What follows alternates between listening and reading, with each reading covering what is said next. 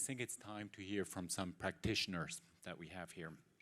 And I'm really excited to introduce three distinguished colleagues from the Global Alliance for Banking and Values, who are representatives, I think, of our very diverse and global membership. I would like to start at the far end with Mirela Pekmezi. Mirela is Chief Executive Officer of FINCA DRC, which is the Democratic Republic of Congo's largest microfinance bank. Mirela has 25 years of experience in banking and in the telecommunications industry. She started her banking career in Albania, where she originates, and she has worked for FINCA for over 10 years in Haiti and also in the Democratic Republic of Congo in executive management positions. So you can just imagine how difficult her job has been in the past. Mirela is going to speak to us how conflict and civil strife have affected FINCA's operations in the DRC and how she and her bank are managing this. Then sitting next to me is Priscilla Sims-Brown. Priscilla is President and Chief Executive Officer of Amalgamated Bank in New York. Priscilla has over 30 years of financial services experience, including stations at the Commonwealth Bank in Australia, AXA Financial, Sun Life, the Lincoln Financial Group in the United States. And like Mirela, I think, Priscilla, I think I can say you are a real global citizen, having lived not just in the United States, but also in Australia, in Germany, in Ethiopia, and I think in other places too. Priscilla and Amalgamated Bank are recognized for their leading role in fighting gun violence in the United States, and Priscilla has personally been very engaged in this matter. And my third guest and panelist is Aldo Bonati. Aldo is the Stewardship and ESG Networks Manager at Etica Funds, which is, as we know, the daughter company of Banca Etica Group and the leading provider of sustainable funds in Italy. And before joining Etica Funds, Aldo held positions at Citibank International, BNP Paribas Asset Management, and the ECB Group in Italy. He also is adjunct professor for responsible finance at the Catholic University in Milano and for innovation and entrepreneurship at the State University in Milano.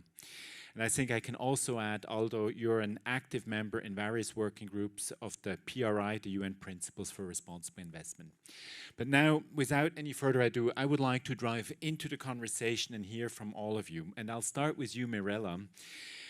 You live in a country that has gone through a really tragic period of war, of genocide through the 1990s. And finally, after implementing a set of peace agreements with Rwanda and Uganda in the years 2002 and 2003, the country has reached some stage of stability. It's encouraging to see investors coming slowly to the Democratic Republic of Congo. But more recently, in the run-up to the presidential elections last year, I think we're seeing civil strife and violence flare up again. How is this all affecting FINCA and its everyday work, and how are you and your team dealing with this and making sure also that your staff and your clients are actually safe? Thank you. Just speak. Okay. So hi everyone. Thank you for hearing me and having me today. You are right, the peace agreements that were signed, but actually the war never ended in the Democratic Republic of the Congo. In reality, it's not only during the presidential election, but it has been all this time. It is 20 years that in the east of Congo, actually we do have fights between the M23, which is presumably supported by the Rwandan government, and the Congolese. It is really very hard. I mean, every time we have elections, there is protest. This time, actually, it wasn't, even though staff and members, I mean, I was asked to stay out of the country for security reasons, and that's the normal policy. In December, we had so many fights in the east, where we do have a branch, that every 2 days, we had the security committee in order to see what are we going to do, what's going to do the cash, how can we help our customer, how can we serve our customer, what is going to happen to the family of our staff. We have evacuated them right now in February. Only, the staff originated from Goma is there. and we have a process how to help them. The same thing is with our client. They become at risk because they enter into a bank, and when they get out, their money can be stolen. There have been recent attacks in the houses of the people, and the protests in Goma recently have gone sky high, but not only in Goma. Because of the attack that is Nseke, is a city just 25 kilometers away of Goma, all the population is angry because actually you do not know, many of you do not know that actually the war is escalating, that the M23 has entered near a city of 2 million people, that just on the 7th of February there are 144,000 people displaced. And in total, in all the DRC, there are 7 million displaced and 400,000 refugees. So in this kind of situation, what you need to do is you need to think how you can help your customer, how you can help your staff. And we definitely thought about it years ago because it's not of today. So we developed, digitalized the process. Our customer actually have the access on their phone. They can use mobile money, but it's very necessary to train them continuously. Just a week ago, we had all the branch managers, while in the East, the situation was very terrible. And it was this situation migrated to Kinshasa. There were attacks against UN, against every embassy, against every white person, being considered that we are not talking enough about the war which is in the east of Congo. We are not protecting enough the population there, and we are not helping. And actually, after a week and a half of protest, attacks, thanks God, just only one loss of life. Finally, we have a declaration, we have a support, and we have UN engaging with the agencies to raise money in order to help the people which are displaced in the east of the Congo. Thank you, Mirela. And I think what it also, first of all, thank you to you and your team. I'm always impressed by your personal courage, but also the courage and the fact that your team is out there helping those customers. Thank you for that. And I think what you're speaking to is also there are many conflicts in this world, apart from the one happening right now in Europe or in Palestine, that we unfortunately forget. And I think this testifies to that. Priscilla, I want to turn to you because you're living in a highly developed country, and yet you are also faced with violence of a different kind. And you've been leading a very courageous campaign against gun violence in the United States by calling out on the credit card companies and the International Standards Organization for not developing, let alone implementing, a merchant code for gun purchases. Can you maybe explain to this audience what this means? Why do merchant codes matter, and why did Amalgamated Bank take action? Sure, I'm happy to do so. Some of you know the story, so I'll try to get to the update since we last got together. Merchant category codes are a 4-digit code. They're global, and they identify every retailer. So the place you bought your shirt, or you got your haircut, or you bought your shoes, they all have distinct codes that identify the class, the category of retailer that is, and it's identified by the most dominant product they sell. And these codes are important. You know they're important because you get a little ding on your phone whenever your credit card has been used in the wrong store or in the wrong country. And it's this compilation of information, this algorithm, that helps us to do that. And this is an audience, I don't need to tell that to. What's odd is that there's an industry, which in the US, there are 6,000 gun stores, and they sell over 10 billion, they have over 10 billion in sales of gun products every year, and ammunition, and yet they didn't have a merchant category code. The law says if you have over 10 million of a particular type of product, you should have it, and they have 10 times that. No merchant category code. Now, this is an important thing, you know. The merchant category codes help us to identify human trafficking. It's used very effectively that way, money laundering, and other kinds of things. When we reverse engineer the major mass crimes that have occurred in the US, as well as the crime that occurs in cities every day, many of those, as you reverse engineer them, an advocacy group found 40 mass crimes, which a merchant category code may have enabled the bank to file a suspicious activity report with a law enforcement agency and then get ahead of the crime before it was caused. The example I like to use, because most people know about it, is in Las Vegas. You may have heard about 59 people dying because a man went up into a hotel room and shot into an event where people were enjoying music. 59 people died. That man followed a predictable pattern. He spent a multiple of his income. His income was under $50,000. He bought $90,000 worth of guns. We, as an industry, financed it because he put it on 4 new credit cards that he took out for the purpose, and he went to multiple gun stores so as not to be detected, and he went across state lines so as not to raise the attention of any particular law enforcement agency in any one place. And that's a predictable pattern. There's also a predictable pattern associated with people buying guns in states that are very liberal, have very liberal gun laws, carting them up to states that have tough gun laws, and selling them in the black market for more money.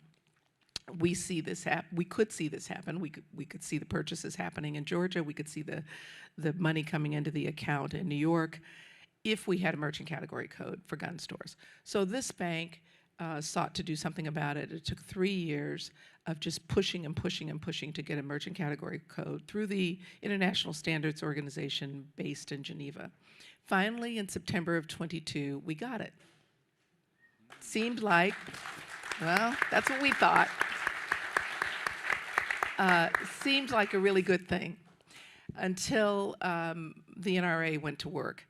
There are now 17 states that have laws prohibiting merchant category codes only for gun stores in those states, in direct contradiction to the federal law. So there are high courts in these states which have asked the Supreme Court to address this.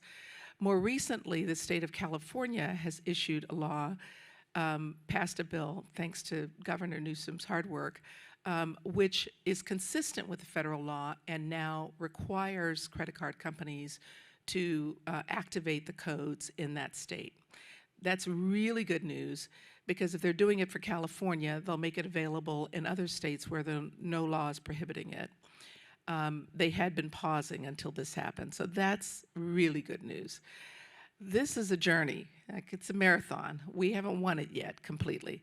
We'll know we've won when we've been able to stop this, when suspicious activity reports are filed, and as a result, there's fewer of these crimes. Thank you very much, Priscilla.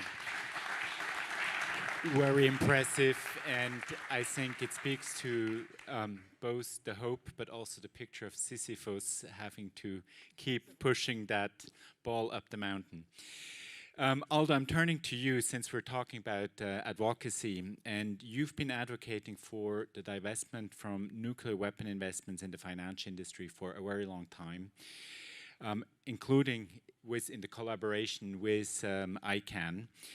And I think it would be very interesting to hear how you engage with companies to draw their attention to the issue on the one hand side and see how,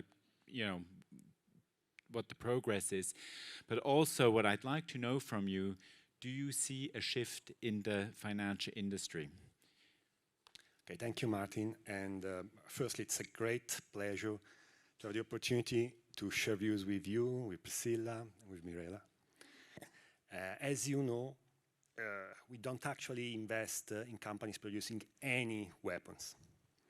However, in 2021, we launched a campaign to advocate for divestment among the financial community at large. To this end, together with Susie and ICANN, we developed a position statement on the TPNW, the Treaty on the Prohibition of Nuclear Weapons. In 2023, this statement, our statement, had been signed by over 110 institutions, managing assets in excess of 1 trillion euros. And this is just the start.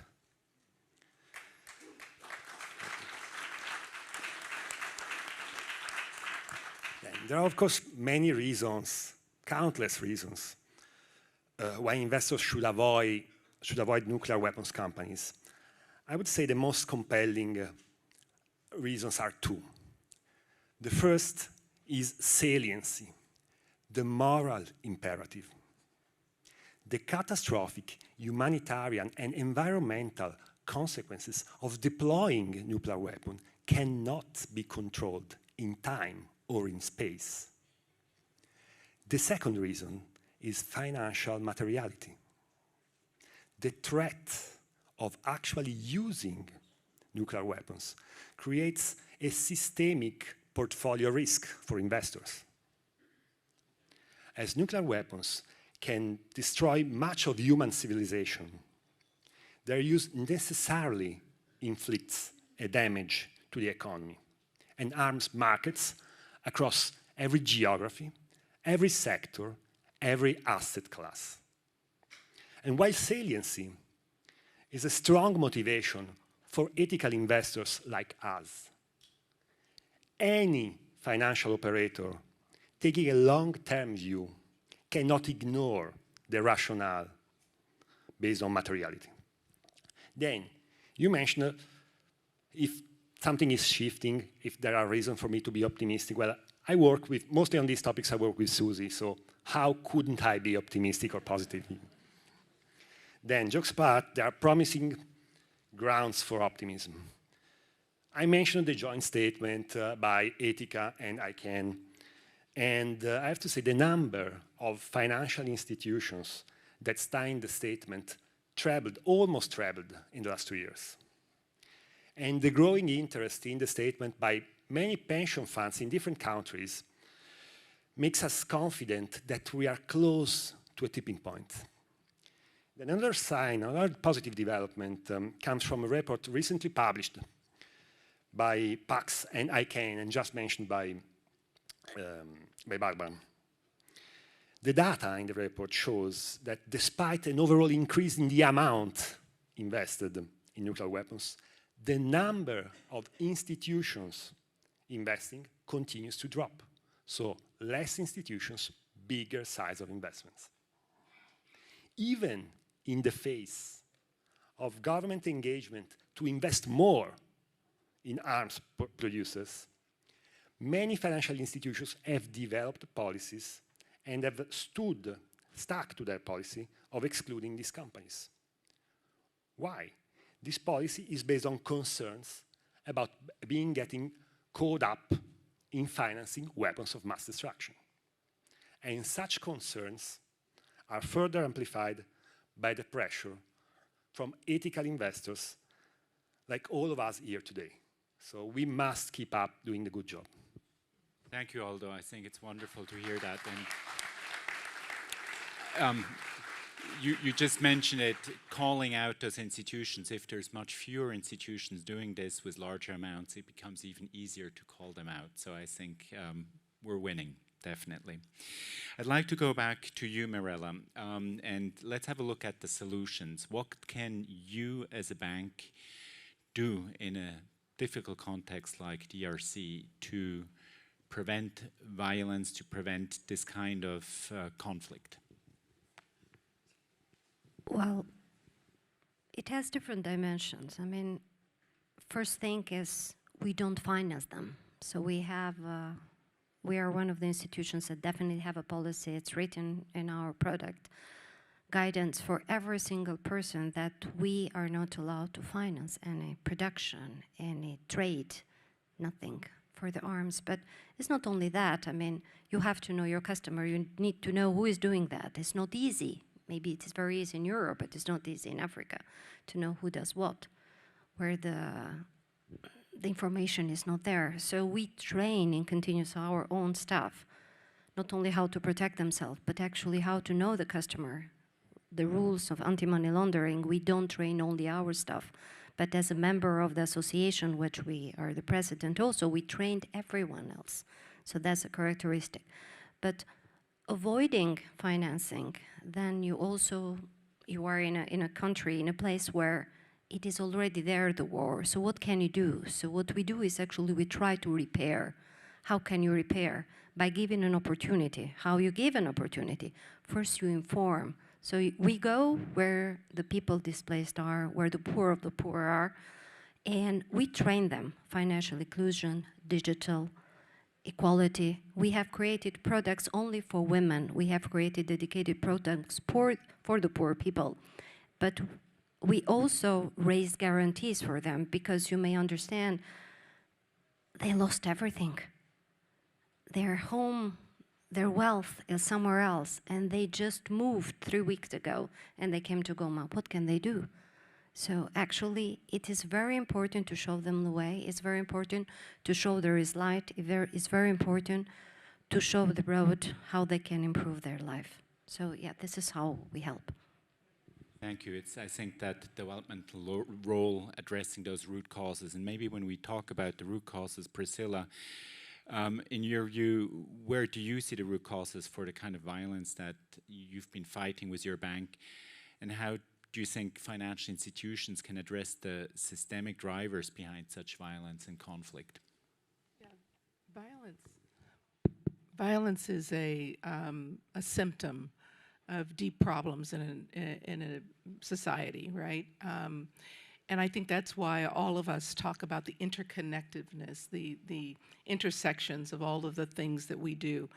When there's calamity, whether it's climate related or otherwise in your environment, when you are oppressed from a financial perspective, when you can't imagine that you can ever get out of a bad situation, either for yourself or your children or their children, people resort to violence, and it's violence in homes, and it's violence in the streets, and they result to crime. I mean, these are all natural outgrowths. I mean, this is why we in the North American context all talk about the wealth gap in such a significant way. It's important that this median wealth has declined so badly in the US. And, you know, I'm looking at Brian, and I saw Darren earlier, Steve over there. Everyone's doing something to address this problem in some way. The social determinants of it, you know, looking at the climate impact and those most vulnerable. All of these things are really critically connected. You can't disconnect them. This is why we talk about all areas of E, S, and G, whatever you want to name it during the backlash era. That is why we have to be so comprehensive in our thinking about this. It's also why my mother would say, you think about the least of these. You know, this is who is most, who loses trust in governments and institutions the most, because governments and institutions have failed them. I'm not making excuses for violence in no way, but I'm just recognizing that these mental health conditions and all that we've gone through, the trauma is what is behind much of it. The violence itself is a symptom of much deeper problems in all of our societies. And I think the reason why we, as values-based bank, approach the challenge is always in a very holistic manner of ethical finance. That's right. Yeah. Looking at it comprehensively. Yeah. We're almost at the end of this very short panel, and we're going to be presenting in a moment the Milano Declaration, Statement for Peace by the Global Alliance for Banking and Values. Aldo, you're representing Italy's leading provider of sustainable investment products. Can you tell us how Etica screening approach is different from that of the mainstream banks? And specifically also, what are you doing different in terms of the production of trade of weapons and arms when you look at what the mainstream banks are doing? Sure. First difference. While every institution recently jumped in the bandwagon on sustainable investments And I must say, some of them are already abandoning ship, especially in the US. We have stood by our founding principles since we were established in the year 2000. So what are the distinctive elements of our approach? I would mention 3 elements. The first is that Etica has its own proprietary ranking system. So we do not rely on third-party ratings. And in fact, our methodology, the Etica approach, is protected by a trademark. Second element is that our approach is dynamic, meaning that it is consistently evolving to track and possibly anticipate the developments of the market. Just recently, we enhanced our methodology to assess climate risk. This year, we'll incorporate tax fairness in our screening. And we are working, as our president just mentioned, we are working to assess the impact of artificial intelligence on society and the environment. And we come to the third element. Our difference is not just on paper. The strict application of our rules can be seen in the composition of our portfolios, which are different from mainstream financial institutions, but I would say also from most of the so-called SRI investors. In our portfolios, you won't find Amazon. You won't find Alphabet. You won't find Meta. And that's a fact. And that has a cost. And we decided to stood to our principles. Then about our approach to weapons. Our approach to weapons is very simple. We do not invest.